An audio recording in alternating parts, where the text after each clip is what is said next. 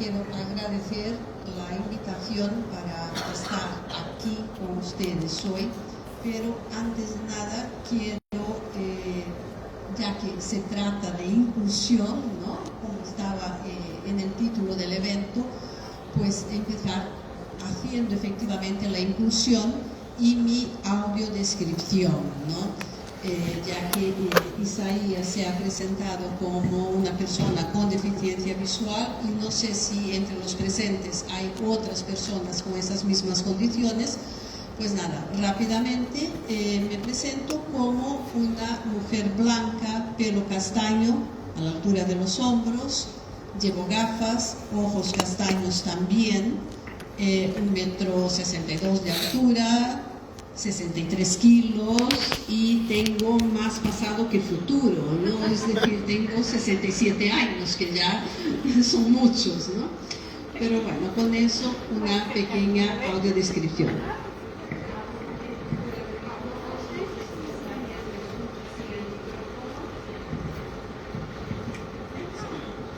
Ok. Porque cuando trabajamos con personas con deficiencia visual y usamos el micrófono, también es importante que hablemos primeramente fuera del micrófono para que la persona pueda situar dónde estamos, porque si no siempre estará dirigiendo su atención hacia el altavoz y no hacia la persona. Bueno, dicho eso, a ver si puedo girar un poquito, porque me voy a poner al otro lado.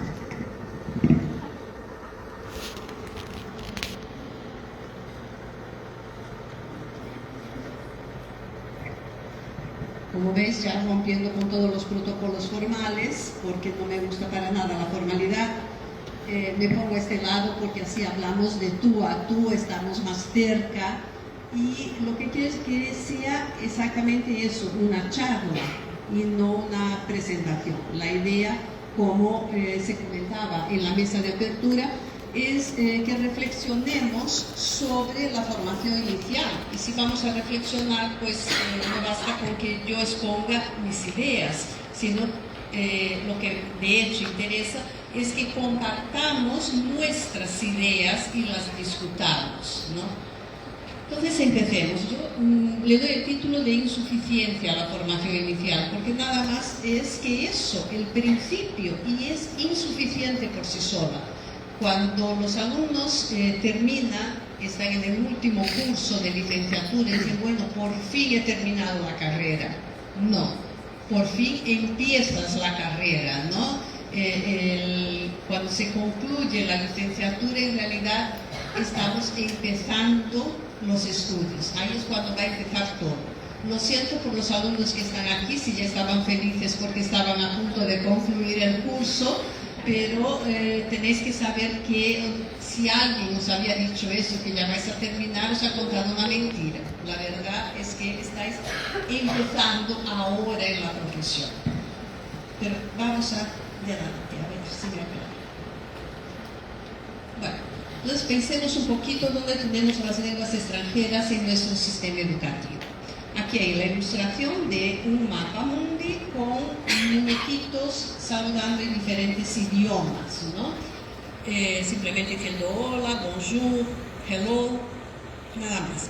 Y tenemos al lado los segmentos oficiales en los cuales está o debería estar presente deberían estar presentes las lenguas extranjeras. Bueno, en la educación infantil ya nos gustaría mucho y vamos a tener una mesa redonda que seguramente tratará de ese tema, por lo tanto no voy a adentrarme en ese segmento de la educación infantil ni de los cursos iniciales de la enseñanza fundamental, porque eso ya lo van a discutir después las expertas en el tema. Pero también lo que efectivamente tenemos, y para eso tenemos la legislación, que para eso formamos profesores en la licenciatura, para que actúen en los cursos finales de la enseñanza fundamental y en la enseñanza media o secundaria, pero tenemos la secundaria regular y la técnica también, ¿no? Por ejemplo, en los institutos federales tenemos la enseñanza técnica. Después tenemos las lenguas extranjeras en el ENEM, que este es un problema ya de políticas lingüísticas, porque la ley 13.415 acaba con la oferta obligatoria del español en el sistema educativo, pero afortunadamente se mantiene en el ENEM, ¿no? Es decir, qué bien que los legisladores no saben lo que hacen en términos de educación, porque quitan el español de un lado y se olvidan de quitarlo del otro. Y que sigan así por lo menos, ¿no? Que ya tenemos ahí por lo menos una puntita de luz y de esperanza. Y tenemos también el español en las carreras superiores de letras, ¿no? Como es el caso aquí en UNILA, pero en otras carreras también hay lenguas extranjeras. Por ejemplo, periodismo suele tener al menos una lengua extranjera. Dentro de todo esto, lo que podemos considerar es que parece que es mucho, ¿no? Pero no, porque las lenguas extranjeras están reducidas a una o, en el mejor de los casos, 2 clases a la semana, de 45 minutos, 50 minutos, con 40 alumnos en clase. Los alumnos, en el caso del inglés, se dice que entran y aprenden el verbo to be. Cuando salen diciendo or not to be. En español entran diciendo yo gusto de y salen diciendo yo no gusto de, ¿no? ¿Por qué? Porque es poquísimo tiempo, porque es mucha gente, porque no tenemos los medios y los recursos y la infraestructura necesarias para ofrecer cursos consistentes y poder decir que los estudiantes que empiezan a aprender una lengua extranjera en fundamental, aunque sean en los años finales de fundamental, que van a llegar al final de la enseñanza media con un buen nivel de dominio de una lengua extranjera. Ya quisiéramos eso, pero no es lo que tenemos, ¿no? Conseguimos muy poco y muy a duras penas, y no por culpa de los profesores, no por culpa de los estudiantes, sino por una serie de factores que se nos escapan de las manos, empezando por las leyes que tenemos ahí, ¿no? Pero bueno, ¿y qué pasa con el portugués? Porque el curso es letras, español y portugués, ¿no? Entonces vamos a pensar un poquito en la formación docente y en la enseñanza. Como lengua materna no se discute, el portugués está presente en todos los segmentos educativos, desde los años iniciales de fundamental hasta la universidad. Pero ojo, hasta la universidad en términos, ¿no? Porque si hablamos de la carrera de letras, ok, en todos los cursos hay clases de portugués, pero si pensamos en la carrera de medicina o en las ingenierías, ya parece que el portugués no interesa, ¿no? Que un ingeniero no tiene que saber portugués. Cuando muchos tienen 2 semestres de portugués y punto, ¿no? Como lengua extranjera, el portugués difícilmente se enseña en las carreras, en la formación inicial. No formamos normalmente, en la mayor parte de las universidades brasileñas, no formamos profesores de portugués como lengua extranjera. Y es muy diferente dar clases de portugués como lengua materna y clases de portugués como lengua extranjera. Son cosas diferentes, son mundos diferentes. Y no preparamos al alumno para eso. Y ese alumno que sale de la universidad con su título de licenciado en portugués puede dar clases de portugués como lengua extranjera, y cada vez más, y en este contexto de la triple frontera, pues con más razón y más necesario todavía que este alumno tenga ese tipo de formación.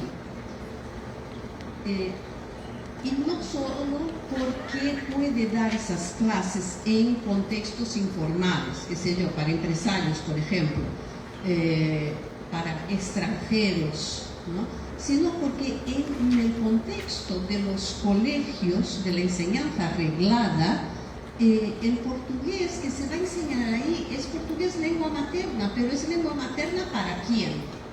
Para una parte de esos estudiantes que están en la enseñanza fundamental o en la enseñanza media, El portugués no es lengua materna para todos. En los contextos de frontera tenemos muchos estudiantes extranjeros.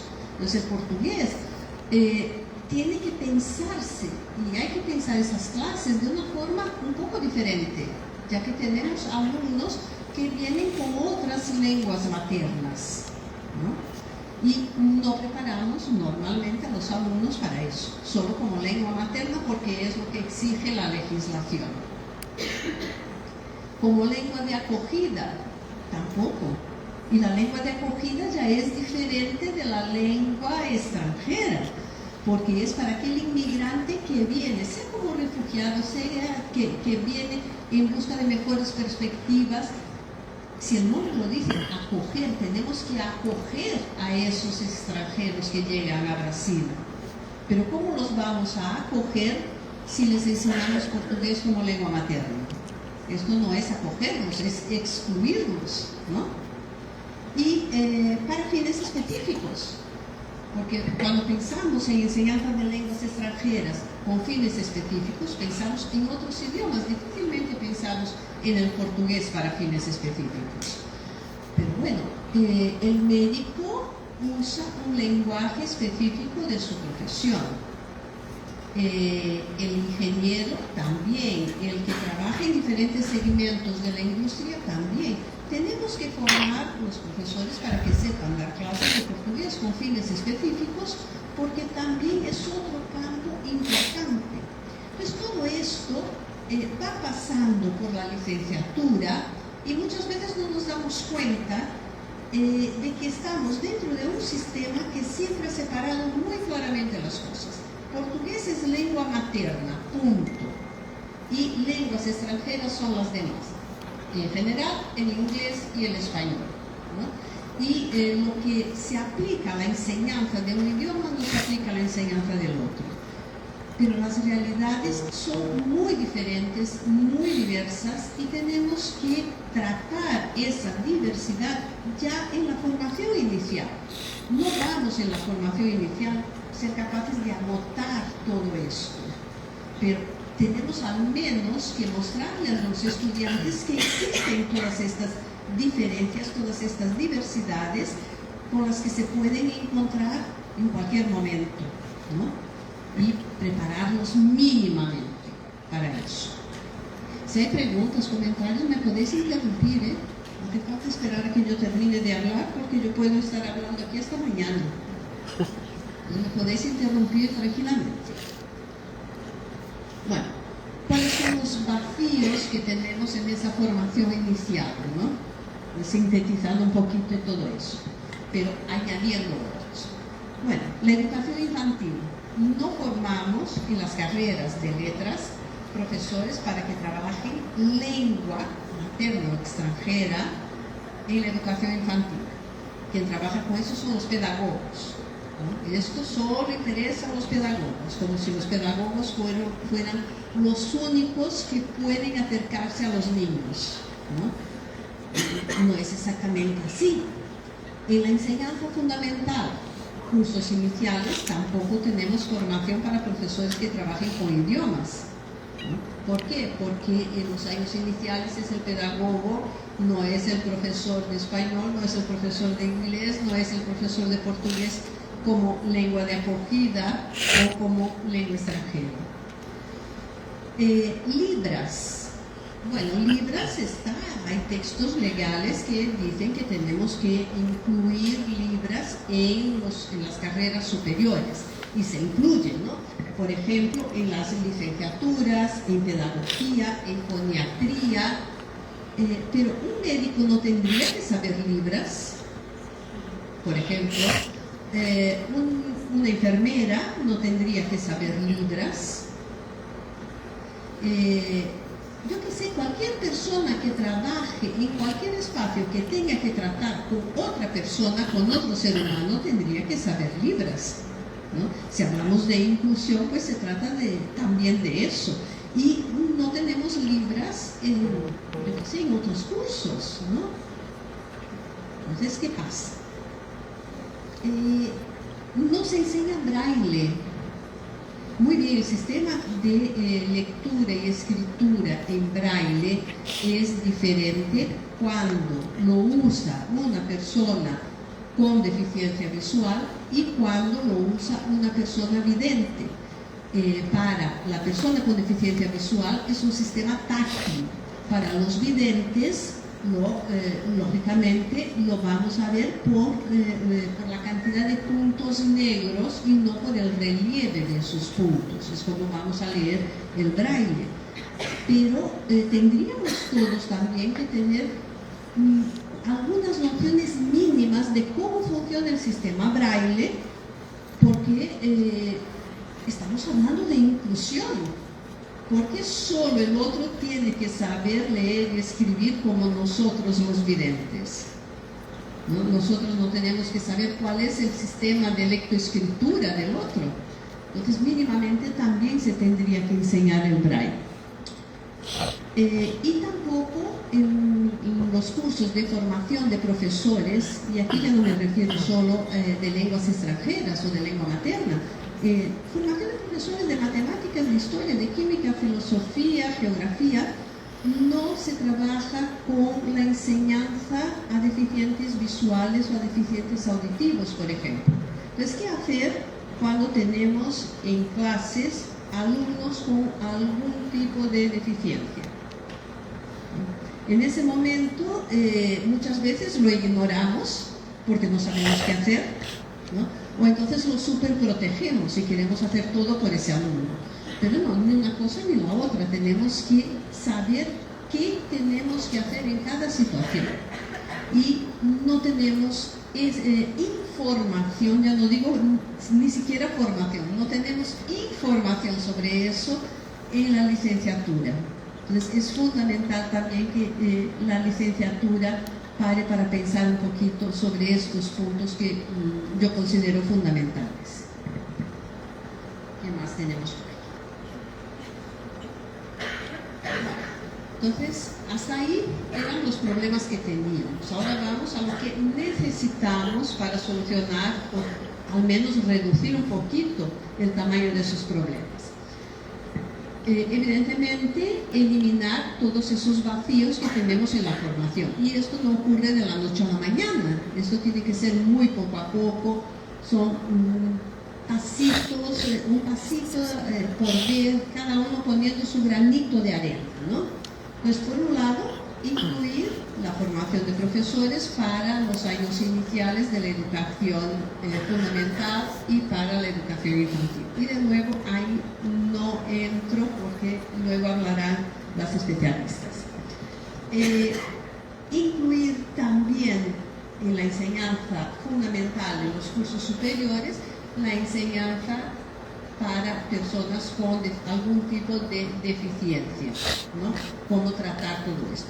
Entonces, incluir, aunque si en un primer momento no es posible incluir asignaturas específicas, al menos una charla dentro de los diferentes cursos que traten de estos puntos, para alertar, para llamar la atención, y poquito a poco vamos a conseguir despertarnos para todas estas posibilidades que en última instancia están ahí en el mercado laboral, ¿no? Y si vamos a tener que hacer frente a ese mercado laboral, tenemos que saber qué necesitamos en nuestra formación. Incluir libras y braille en todos los cursos, y no solo en los pocos cursos que están, en los que ya están, ¿no? Bueno, el braille no está en ninguno, ¿no? Y reivindicar la inclusión de diferentes lenguas extranjeras en ENEM y en diferentes exámenes de selectividad que hay por el país. ¿Y por qué digo lenguas extranjeras? Desde los años 1980 yo siempre he defendido el plurilingüismo y no el privilegio solo del español o la exclusión del inglés o que sean solo el inglés y el español. Siempre he defendido el plurilingüismo. ¿Por qué? Porque cuantas más lenguas extranjeras una persona sepa, mejor, más se abre su universo cultural, sus perspectivas de mundo, su capacidad de analizar el mundo en el que vive, ¿no? Por eso siempre he defendido el plurilingüismo. Claro que primero el español, después los demás, ¿no? Eso no podría ser de otra forma. Primero pensamos en el español, pero bueno, después que vengan los otros luchando por sus espacios que ya mucho hemos tenido nosotros. Pero bueno, hemos tenido otros problemas que los hemos saltado olímpicamente y no se habla ya de hechos. Por ejemplo, durante la pandemia, que de la noche a la mañana todos tuvimos que trabajar desde casa con nuestros equipos, nuestras computadoras, nuestra internet, sin saber qué hacer, cómo dar esas clases, y tuvimos que aprenderlo, y lo hicimos. Bueno, yo ya estoy jubilada, pero también me metí a dar clases en el segundo año de pandemia. Pero todos los profesores tuvieron que hacer eso. Y con muchos problemas, porque muchos no tenían una computadora adecuada. Aquí me tengo que poner para leer un poquito. No tenían recursos o no sabían sacarle provecho a los recursos que tenían. ¿Por qué? Porque nunca habían necesitado dar clases a distancia, ¿no? No se dominaban las diferentes tecnologías ni las aplicaciones que había para poder preparar una clase. Los alumnos que no abrían las cámaras, pero el profesor tenía que abrirlas, y del profesor nadie hablaba, ¿no? Entonces el alumno podía tener la cámara cerrada, no estar ni siquiera al otro lado, porque se prendía la clase, se largaba, que eso sabemos que lo hacían muchos, pero el profesor tenía que estar allí. Se decía que los alumnos no participaban, pero claro, las clases muchas veces lo que suponían en ese primer momento era la transposición de la clase presencial para las clases virtuales, porque nadie sabía hacerlo de otra forma, porque nunca se había hecho, nunca habíamos pasado por ese tipo de situación. O sea, las clases no eran las mejores del mundo al principio, pero los profesores se adaptaron rápidamente y fueron buscando información, se fueron creando clases, creando actividades más atractivas para los alumnos. Pero nadie discutía que el profesor estaba expuesto. Se hablaba mucho de la exposición de los alumnos, que los alumnos tenían las cámaras apagadas porque muchos no querían que apareciera su casa por ser una casa muy sencillita, muy modesta. Pero en la casa del profesor estaba expuesta, ¿no? La familia del profesor también, todo el ambiente del profesor estaba expuesto todo el tiempo. Y curiosamente, esto no se ha discutido, no se discutió en su día durante la pandemia, se discutía el papel del alumno todo el tiempo, pero el lado del profesor no se discutía. Volvimos a las clases presenciales y nos olvidamos todo esto, como si nunca hubiera existido. Pero todo esto que pasamos los profesores se tiene que pensar y se tiene que discutir, sí, en las universidades. No sabemos qué es lo que puede pasar y ojalá no pase nada otra vez, pero es que cada vez estamos más conectados y tenemos más actividades en línea que las hacemos desde nuestra casa, con nuestra internet, con nuestros equipamientos. Y esto, la universidad, bueno, es algo natural, se ha relativizado esto y se tiene ya como algo natural, que cada uno tiene que tener su ordenador, su internet, sus condiciones para trabajar desde casa siempre que sea necesario. Por eso, también es algo, aquí ya no es de una carrera específica, no es de la licenciatura específicamente, pero es algo que es competencia de todos, discutir esto en la universidad. Y no solo entre profesores, con los alumnos también, porque estos alumnos van a ser profesores y van a pasar por todo esto, ¿no? Y ahí es la venganza de los profesores, los alumnos que estaban con las cámaras cerradas, el día que sean profesores y estén al otro lado tienen que abrir la cámara, ¿no? Esa es la venganza que tenemos los profesores con nuestros alumnos. Cuando estén al otro lado saben qué es lo que pasamos nosotros.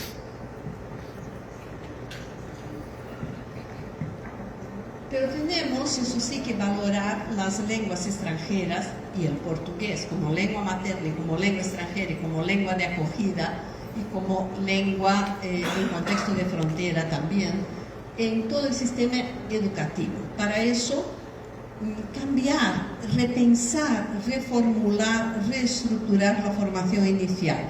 Y como dije antes, claro está, esto no se hace de la noche a la mañana, por muchísimas razones, pero incluir charlas sobre cada uno de estos puntos y sobre otros que no se me han ocurrido a mí, pero en cada sistema, en cada institución se sabrá cuáles son esos puntos clave, incluir charlas, ¿no?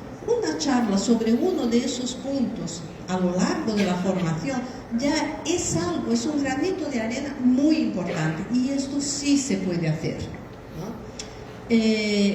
Tratar de incluir la enseñanza de lenguas extranjeras desde los años iniciales o desde la educación infantil. Esto siempre lo defiendo y lo voy a seguir defendiendo e insistiendo, ¿no? Por más que mis compañeras después digan que me meto donde no me corresponde, pero lo sigo diciendo.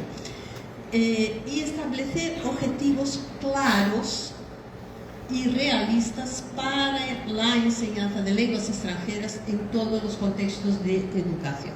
Y aquí remito al RENIDE. ¿Qué es el RENIDE? Tenemos aquí dos personas que participaron María también participase del RENIDE, Simone también. RENIDE es referencial de níveis de desempenho em línguas estrangeiras.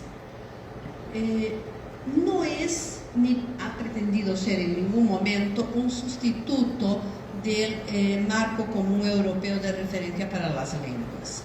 Es otro documento que tiene una escala de niveles de desempeño en lenguas extranjeras, pensado en Brasil, desde Brasil, por personas que actúan en Brasil y para nuestro sistema educativo desde los años iniciales, desde la educación infantil hasta la enseñanza superior.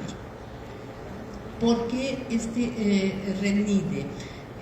Fue concebido y coordinado por el profesor Dr. José Carlos Paes de Almeida Filho, de UNB, y por mí, pero fue un equipo grande. Simone Rinaldi participó, María Eta también.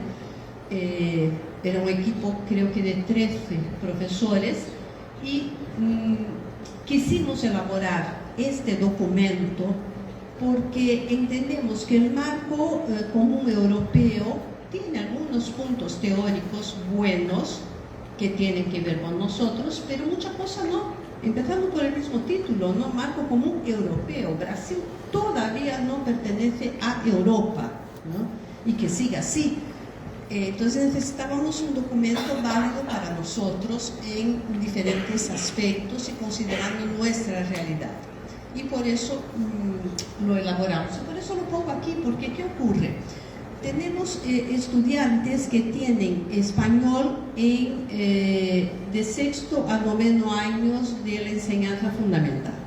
Y empezaban en sexto año aprendiendo a decir: hola, buenos días, ¿qué tal? ¿Cómo te llamas?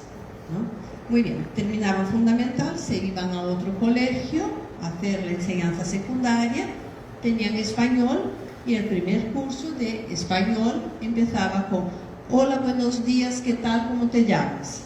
¿Por qué? Porque había otros estudiantes que no habían tenido español antes, o porque los mismos materiales didácticos para secundaria empiezan de nuevo con hola, ¿qué tal? ¿Cómo te llamas? ¿No? Y eso ocurre porque no tenemos claros los objetivos que pretendemos alcanzar en cada uno de los segmentos educativos, por falta de un referente nacional. El RENIDE procura establecer un poco esos objetivos, no para cada segmento, sino que los establezca el profesor en función de su contexto de enseñanza, de la cantidad de alumnos que tiene cada curso, de sus condiciones de trabajo. Y son 9 segmentos y no 6 como el marco europeo, ¿no? Para cada uno de los seguimientos, pero además incluimos portugués como lengua de herencia también, ¿no? Estos son, aquí no son los seguimientos, aquí son los seguimientos que están contemplados, que están los cursos superiores de tecnología, otros cursos superiores, letras también. Tenemos además una parte que es para desempeño de los profesores de los cursos superiores, ¿no? O sea, está pensado mirando hacia nuestra realidad y cómo está estructurado nuestro sistema educativo. Y además, son 9 franjas de desempeño. Claro que lo ideal es llegar a la franja 9, pero pensando en nuestra realidad, de nuestros alumnos de secundaria, si conseguimos la franja 3, estamos muy contentos, ¿no? Pero por lo menos sabemos a dónde queremos llegar, ¿no? Tenemos ahí unas pautas, unas directrices que nos pueden auxiliar a estructurar nuestros cursos, ¿no?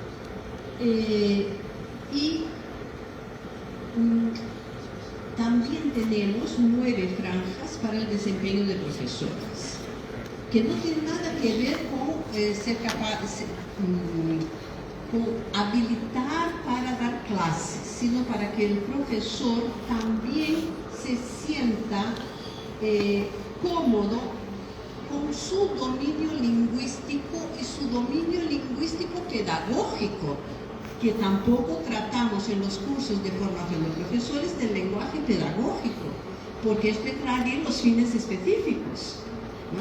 Que es un lenguaje específico, y esto no se trata. Entonces aquí en el REMIDE también entramos en eso. No recuerdo si puse, no, aquí es la franja 3, aquí, ¿no? Que son los niveles de comando de la lengua. O sea, este profesor, porque, vamos, no todos tenemos el mismo dominio, no todos vamos a tener el nivel 9, ni falta hace que lleguemos todos al nivel 9, que es el más alto, tal, no diría perfecto, sino con muchísima fluidez. No vamos a llegar ahí, no pasa nada, no pasa nada. Lo que sí interesa es que sepamos dónde estamos y qué podemos mejorar. ¿Dónde interesa mejorar, ¿no? Pues el REMIDE trae esa propuesta. Puede ser un auxiliar, pero no es eso lo que va a salvar las licenciaturas. Lo que yo considero que es fundamental efectivamente para las licenciaturas, vuelvo atrás, es eso, ¿no? Es valorar las lenguas extranjeras, que son siempre las primas pobres de toda la enseñanza. Primero vienen matemáticas, física, química, ¿no? Primero vienen, las humanas están en último lugar, las deshumanas vienen primero. Entonces vamos a ver si conseguimos cambiar un poquito, ¿no? Y que las humanidades vengan antes, ¿no? Ganen un poquito de espacio ahí. Y pensar que todo lo que nos falta hoy en la formación inicial puede, claro, conseguirse en los cursos de especialización, en el posgrado, en la maestría, en el doctorado. Pero si ya empezamos a hablar un poquito sobre eso en la formación inicial, seguramente nuestros profesores tendrán una formación más consistente y enfrentarán el mercado de trabajo con más seguridad, ¿no? Entonces de eso se trata en grandes rasgos, simplemente para que tengamos un poquito de temas de discusión. O sea, mis ideas están ahí, ahora quiero oír las vuestras para que podamos charlar un poquito sobre todo esto. Y no hace falta de ninguna manera que las ideas coincidan. Si no coinciden, mejor todavía, porque eso nos hace crecer.